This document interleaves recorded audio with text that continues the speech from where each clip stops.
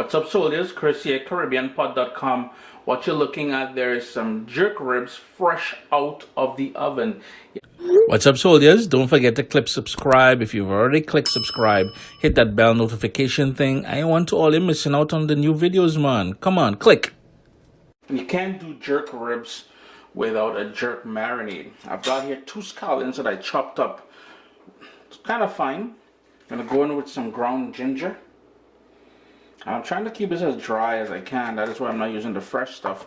It's always good to reach into your spice cupboard and rock some of them spices. Allspice, a key ingredient. So we're going to go in with some of that allspice, also known as pimento berries, which has been ground. Some ground garlic powder. Need some black pepper.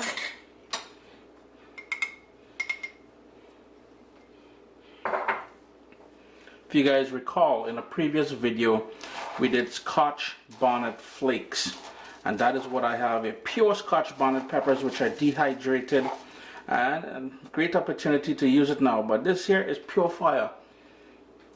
Just a tiny bit of that. Ooh, I want to sneeze right away, boy. I had to pause to sneeze there. Some raw cane sugar. Oh boy, that feels strong. And some fresh thyme.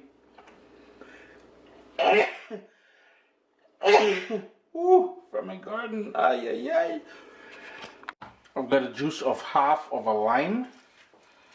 I was gonna add a nice citrus note to everything. Really bold flavors here. Olive oil, just to help bring it all together. And the full list of ingredients I use here today, as always, will be listed down in the description of the video. Wow, my allergies. Ooh, that pepper is crazy. Some dark soy sauce. And the recipe itself will be posted to CaribbeanPot.com soon. Then it's just a matter of some sea salt. And we're going to give that a thorough mix, just to incorporate everything.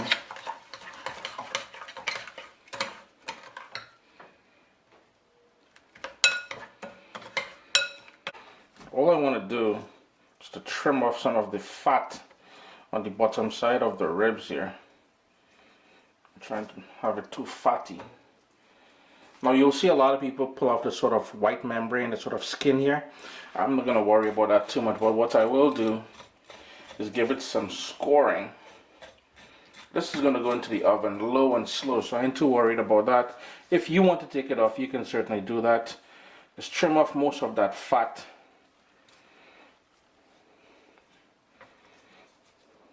Typically, I would recommend allowing this to marinate overnight.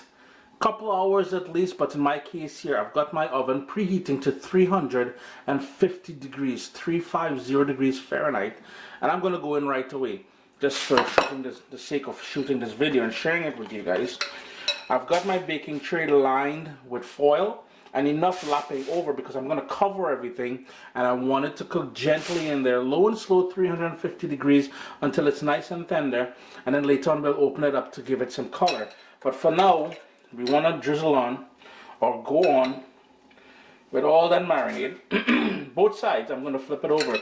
And all these sort of end pieces of the ribs, you know, if you know anything about ribs, you see them sort of end pieces? Real nice. So we're using all that. So the rack is here, and then I think this is probably called a St. Louis cut. I'm not sure. My American friends, barbecue specialists, well, they could help me out here.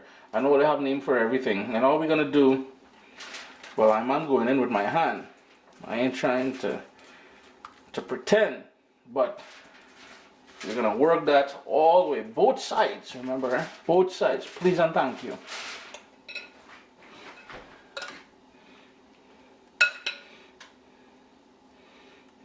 Next up, we're just gonna create a parcel.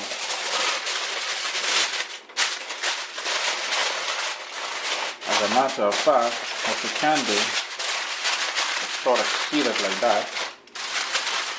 So you put both edges together and you crimp it down, and I want that to sort of steam cook in the oven there, protecting it. Nice little parcel. And that's going in the middle rack 350 degrees. I just kicked the tripod there. I do apologize. Couple hours later, so 2 hours later, this is what we got, and I didn't do anything else to it. What I'm gonna do is take a brush now, and I'm just gonna get some of that rendered fat and then just brush it on top. I'm gonna put it back into the oven now, but I'm gonna crank my heat up to the broil setting. These are nice and tender. If you notice, the ribs, the meat has pulled away from the bones down here. That's an indication that it is nice and tender. So with the broil setting, you really want to pay attention to things then, because that's going to be a high heat and we don't want to burn it.